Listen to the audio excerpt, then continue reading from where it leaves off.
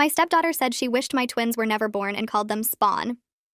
So I cut off her tuition payments completely. I married Rick when his daughter Haley was 12, and for 4 years we were like a real family. I never tried to replace her mom, who lived across the country with her new husband. Haley stayed with us during school and spent summers with her mom. We had this great routine where I'd help with homework, we'd bake together on Sundays, and she'd tell me about her crushes while I braided her hair. She called me by my first name, which was fine, but she'd introduce me as her bonus mom to friends, which always made me tear up. When I got pregnant with the twins, Haley was 16 and seemed excited. She helped paint the nursery, came to ultrasounds, even threw me a surprise baby shower with her friends. After the boys were born, she'd rush home from school to hold them, learn to change diapers, called herself the best big sister ever. Rick was over the moon seeing everyone together. Then Haley turned 18 and got into her dream college 3 hours away. We were so proud. Rick and I agreed to cover tuition and housing while her mom would handle books and spending money. Expensive, but worth it for Haley's future. She came home every few weeks that first semester, and things seemed normal. The twins were walking by then and would scream with joy when they saw her. Second semester, something shifted. Haley started criticizing everything I did. The twins' clothes were tacky. Their toys were too loud. The food I made wasn't organic enough. She complained we'd turned her room into a playroom even though we'd only added a toy box while keeping all her stuff. Rick said she was just adjusting to college life. Spring break, she brought her roommate Amber home. Amber was one of those girls who thought having younger siblings was embarrassing, and parents were just ATMS. She kept making comments about how Haley was stuck visiting family instead of going to Cancun like everyone else. Haley started agreeing, saying the twins made it impossible to relax at home. One afternoon, I asked Haley to watch the boys for an hour while I got groceries. Came back to find them crying in their cribs and Haley on the couch with Amber watching Netflix. She said they wouldn't stop making noise, so she put them in timeout. They were 2 years old. Rick talked to her that night about responsibility, but she just rolled her eyes and said we were being dramatic about babies who wouldn't even remember. Summer came and Haley announced she was staying at school for an internship. There was no internship. Her friend posted photos of them at the beach every day. But we kept paying tuition because Rick didn't want to start drama. When she came home for Rick's birthday, the twins ran to hug her and she actually pushed them away, saying they were sticky. Then during dinner, Rick mentioned we were considering moving to a bigger house since the boys were getting bigger. Haley lost it, said we were erasing her childhood home, that everything was about the twins now, that nobody cared about her anymore. I tried explaining we'd make sure she had a room in any house we bought. That's when she said it, looked me straight in the eye and said she wished the twins were never born because they ruined everything and turned her dad into someone who only cared about his new family. Rick's face went white. The twins were right there. The older one asked why Sissy was mad. I took the boys upstairs while Rick tried to talk to Haley. I could hear her screaming about how I'd replaced her and the twins were the proof. How her life was better before I showed up with my spawn. That word, spawn, about my babies. Rick came up an hour later looking defeated. Said Haley was going back to school early and maybe everyone needed space. I agreed, but knew something had to change. That night I went through our finances. We were paying $32,000 a year for Haley's education. Money that could go to the twins' college funds. Money we were struggling to afford with 2 babies. I made a decision, called the college financial aid office and said we needed to update our payment information for next semester. Removed our card and put Haley's mom's contact instead. Then I called her mom, Julia, and explained we could no longer afford tuition with the twins' expenses. Julia freaked, saying she couldn't cover it alone. I suggested Haley could take out loans like most students or transfer somewhere cheaper. 2 weeks later, Haley called Rick screaming that her registration was blocked for non-payment. Requested Reds is on Spotify now. Check out link in the description or comments. Rick moved through the house like a ghost for 3 days. He'd get coffee in the morning without looking at me, eat dinner with the twins while staring at his plate, then disappear into his home office until midnight. The boys kept asking why Daddy was quiet and I didn't have good answers. I tried talking to him twice, but he just nodded and walked away. On the 4th morning, I found him in the kitchen before the boys woke up. I asked if we could actually discuss this instead of pretending I didn't exist. He put down his coffee mug hard enough that it cracked against the counter. He said I should have talked to him before making such a huge decision about his daughter. I felt my face get hot and told him he should have defended me and the boys when his daughter called them spawn. He said that wasn't the point, and I was changing the subject. I said it was exactly the point because he let her trash our children without consequences, and now he was mad at me for doing something about it. He grabbed his keys and left for work without saying goodbye to the twins. Nova asked me at breakfast why Daddy didn't hug him, and I had to lie and say Daddy was just busy. The next afternoon, my phone rang with Julia's number. I let it go to voicemail, but then Rick's phone started ringing. He was upstairs changing Ember's diaper, so I heard the whole conversation through the baby monitor. Julia was screaming so loud I could make out every word. She said she was taking him to court for abandoning his financial obligations to his daughter. She said they'd made promises, and now he was breaking them to prioritize his new family.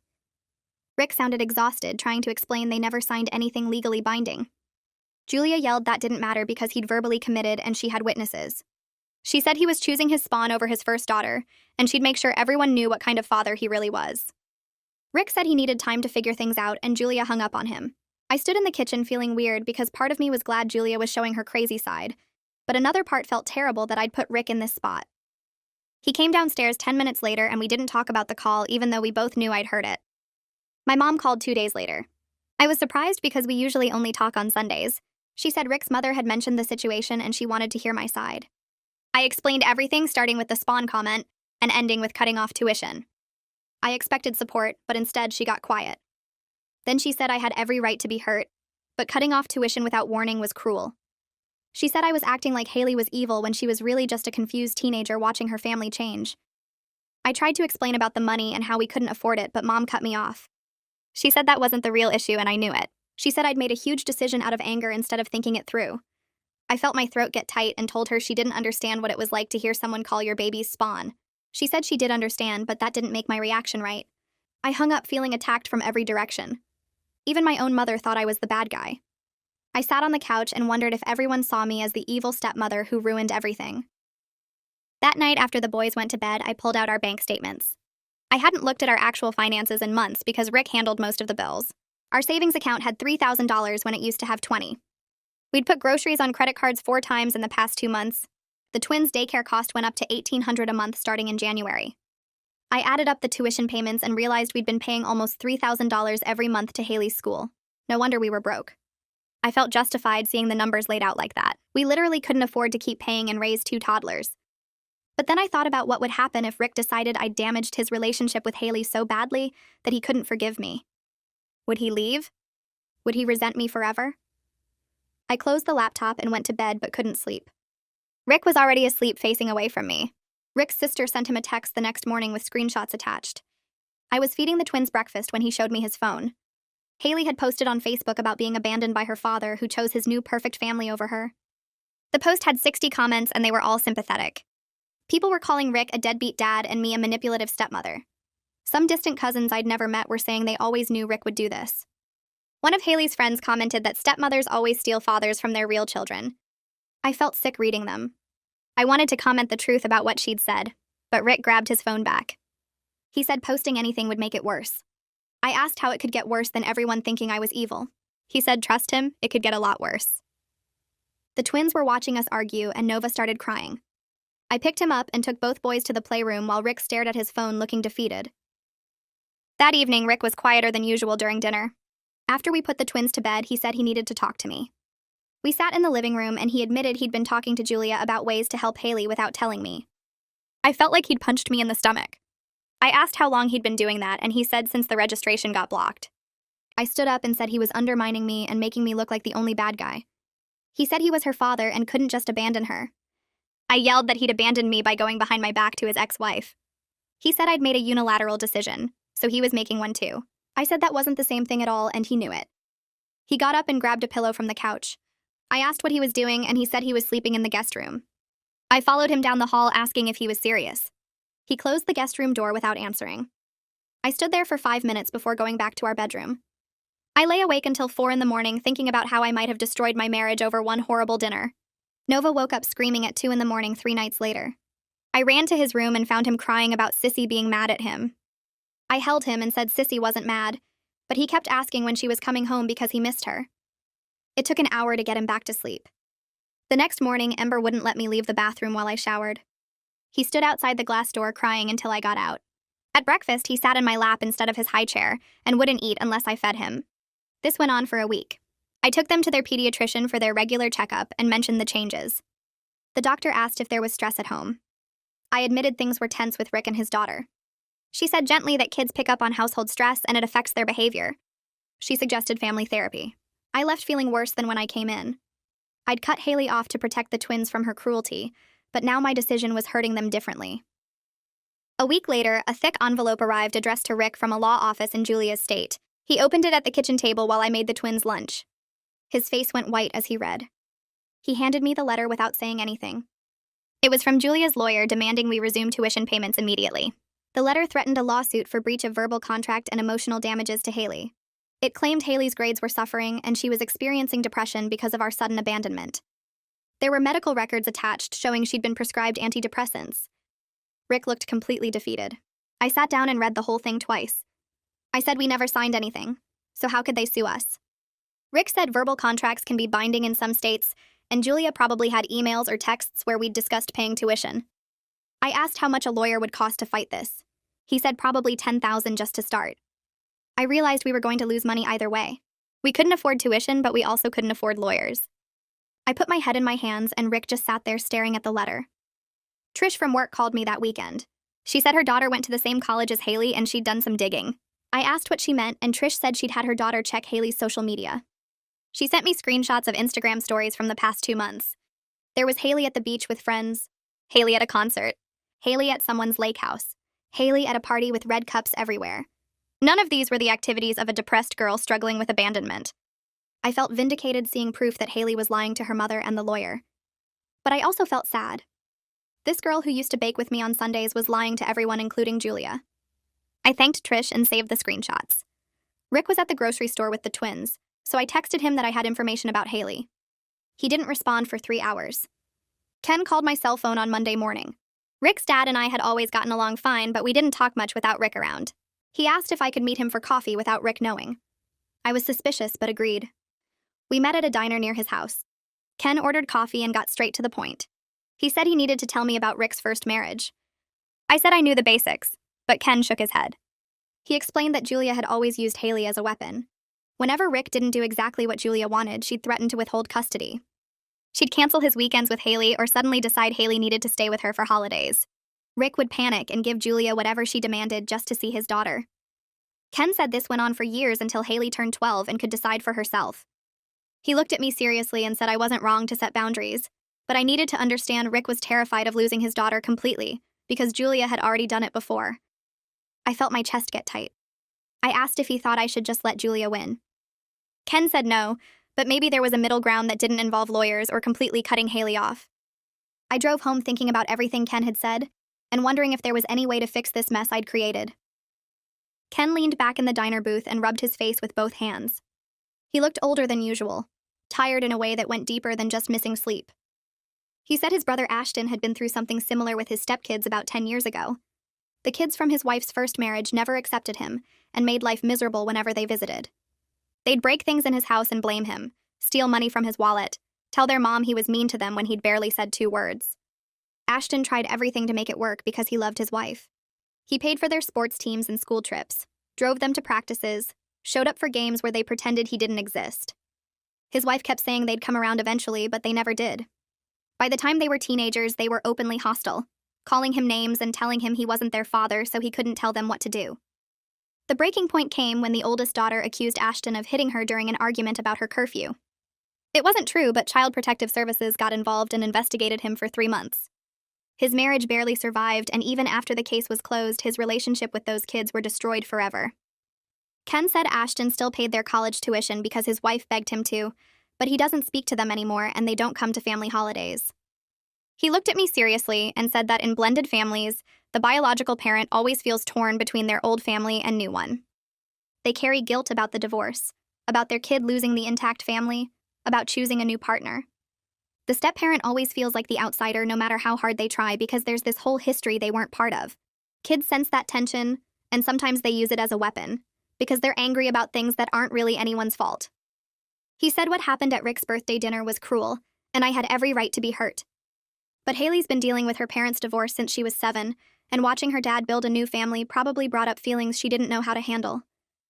I sat there stirring my coffee and feeling something shift in my chest. This wasn't just about one dinner or one horrible comment. This was years of complicated family stuff that existed before I even met Rick. Haley had been the center of his world after the divorce, and then I showed up, and eventually there were 2 babies who needed constant attention. I'd been so focused on protecting my boys that I hadn't really thought about what it felt like for her to watch her place in her dad's life get smaller and smaller. Ken paid for both our coffees and hugged me before I left. He said Rick loved me and the twins, but he also loved Haley, and somehow we all had to figure out how to exist in the same family without destroying each other. I got home to find Rick giving the twins lunch in their high chairs. He looked at me and asked where I'd been. I told him I'd met with his dad, and he froze with a spoonful of mashed carrots halfway to Nova's mouth. He asked what his dad wanted, and I said just to talk about Haley and the whole situation. Rick put down the spoon and wiped his hands on a towel. He said his dad had no business getting involved, and I shouldn't have gone behind his back. I felt anger flash through me because I'd gone to get coffee with his father, not planned some conspiracy. We didn't talk for the rest of the day. That night after the twins were asleep, I checked Facebook for the first time in a week. My notifications were exploding. Haley had posted a long essay about growing up with divorced parents and feeling replaced by her dad's new perfect family. She'd tagged Rick and actually used the twins' names. The post had been up for 6 hours and already had over 300 comments. I scrolled through them feeling sicker with each one. Person after person calling Rick a deadbeat dad who abandoned his first daughter for his new kids. Someone said I was clearly a manipulative stepmother who wanted Haley out of the picture. One of Haley's aunts from Julia's side commented about how sad it was that Rick was forgotten where he came from. Extended family members I'd met maybe twice were weighing in with their opinions about our private family business. There were even people I didn't know, friends of friends, adding their thoughts about what terrible parents we were.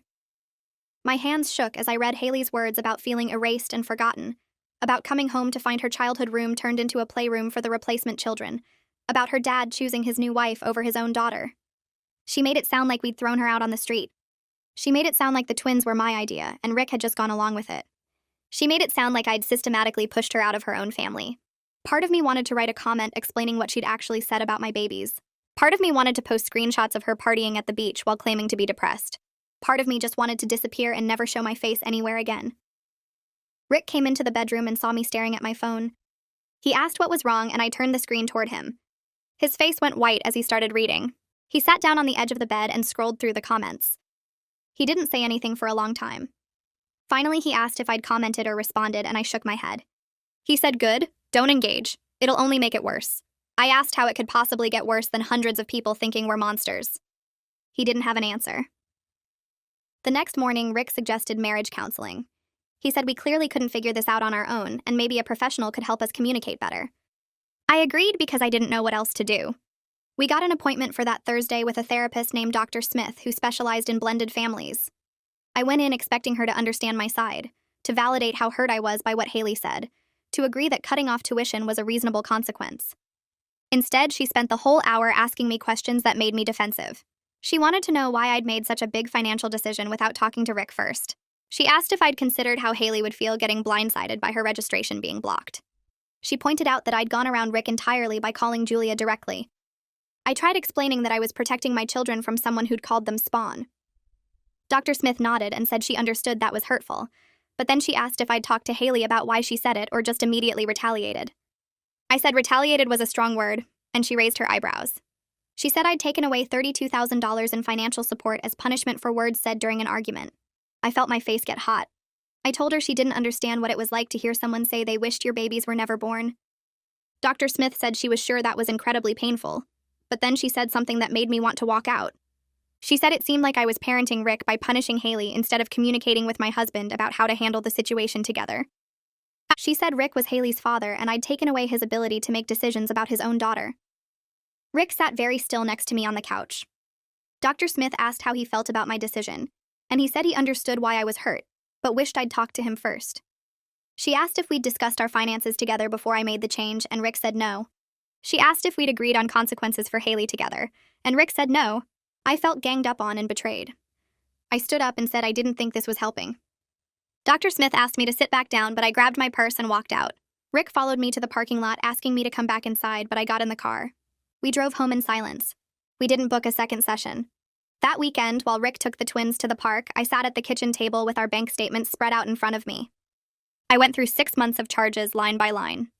The organic baby food I insisted on buying cost almost twice as much as regular.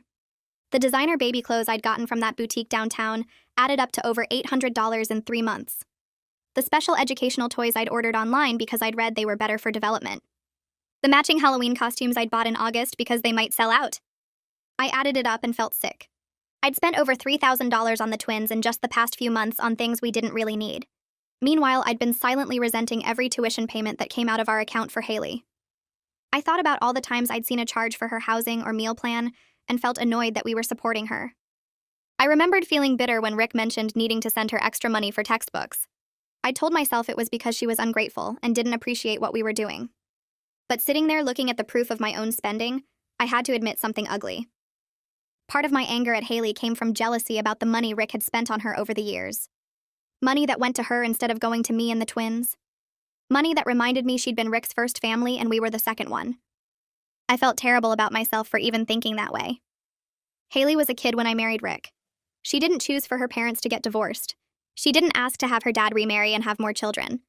But somewhere along the way, I'd started seeing her as competition instead of as Rick's daughter who needed support. I closed all the bank statements and put my head down on the table. The twins were my babies and I'd do anything to protect them.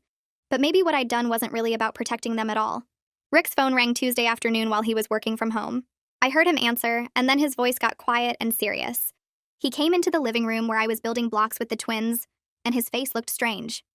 He said that was the financial aid counselor from Haley's college. Haley was on academic probation, and might lose her merit scholarship entirely if she didn't turn things around next semester. She'd failed 2 classes last term and was barely passing her current ones. The counselor had called because they were concerned about her and wanted to make sure her parents knew what was happening. Rick sat down on the couch and just stared at the wall. I asked what he wanted to do, and he said he didn't know. Nova brought him a block, and Rick took it, but didn't do anything with it. I felt this complicated mix of emotions I couldn't sort out. Part of me was genuinely concerned about Haley's future, because failing out of college would hurt her for years. Part of me was angry that she was wasting the opportunities she had while playing victim on Facebook. Part of me felt guilty wondering if the tuition situation had made her grades worse. Part of me thought she'd been partying too much based on those Instagram photos, and this was her own fault. I realized I still cared about her despite everything that had happened. That confused me because I wanted to just write her off as cruel and selfish, but I couldn't. She'd been part of our family for years. She'd helped paint the nursery and held the twins when they were newborns. She'd called me her bonus mom and baked cookies with me on Sunday afternoons. That girl still existed somewhere under all the anger and hurt. Thursday night, Rick told me he was going to visit Haley at college this weekend to talk things through. I asked if I was invited, and he said no. This needed to be just them. I felt like he'd punched me in the stomach. I asked if he was choosing her side after everything she'd said and done. He said this wasn't about sides. It was about being her father and trying to fix things before she completely destroyed her future. I said I was his wife and we should make decisions together. He looked at me and said I'd made a unilateral decision about her tuition, so he was making a unilateral decision about going to see her. I felt tears start and tried to hold them back. We had a huge argument where I accused him of betraying me, and he accused me of trying to cut his daughter out of his life. He said I'd put him in an impossible position where he had to choose between his wife and his child. I said he was being dramatic, and he said I was being controlling. We both said things we probably shouldn't have. He slept in the guest room again. Friday morning, he packed a bag and left for Haley's college without saying goodbye. I stood in the kitchen watching him drive away, and wondered if our marriage was actually going to end over this. I spent the weekend working through everything with Rick while the twins stayed with my mom. We sat at the kitchen table with our bank statements spread out, the tuition numbers from community college written on a notepad, and we actually talked through what we could manage without destroying ourselves financially. Rick admitted he'd been terrified of Haley ending up like his cousin who never finished school and worked retail for 20 years, which was why he'd been throwing money at the problem instead of addressing her behavior. I told him I'd been so focused on protecting the twins that I'd forgotten Haley was still just a kid who'd watched her family split apart and didn't know how to handle it. We agreed to cover 1 semester at the community college near Julia's house, around $8,000 instead of $32,000, with clear conditions attached. Haley had to maintain a B average, attend family therapy sessions twice a month either in person or video, and no more social media posts trashing us. If she kept her grades up and actually worked on things, we'd help her transfer to a state school for her junior year. It wasn't the dream college she'd wanted, but it was something, and it felt more honest than just handing over money while she called my kids spawn on the internet. Rick drove to Julia's house to tell Haley in person while I stayed home with the boys. He came back 3 hours later looking exhausted but relieved, said Haley cried and admitted she'd been failing because she was depressed and angry, but didn't know how to ask for help. She agreed to the community college plan and said she'd try therapy if it meant not losing her dad completely. I felt this weird mix of hope and caution because I wanted to believe she was being genuine, but I'd also seen her manipulate situations before. 2 weeks later, we got the confirmation that Haley was enrolled for spring semester at the community college, living with Julia, and her first therapy appointment was scheduled. Rick seemed lighter, like he'd been carrying concrete blocks and finally put them down. Thanksgiving came faster than I expected, and suddenly Haley was driving up with Julia for dinner. I spent the morning cooking and trying not to throw up from nerves while the twins ran around asking when Sissy was coming. Rick kept checking his phone and rearranging things on the table that didn't need rearranging. When they arrived, Haley looked different, thinner and tired with her hair pulled back in a messy ponytail, instead of the perfect curls she usually had. The twins screamed and ran to her, and she actually got down on the floor and let them climb on her instead of pushing them away. Julia stayed for an hour making awkward small talk before leaving, and then it was just us. Dinner was quiet at first, everyone careful with their words, but Ember knocked over his milk and we all laughed and it broke some of the tension. After the twins went to bed, Haley asked if we could talk privately.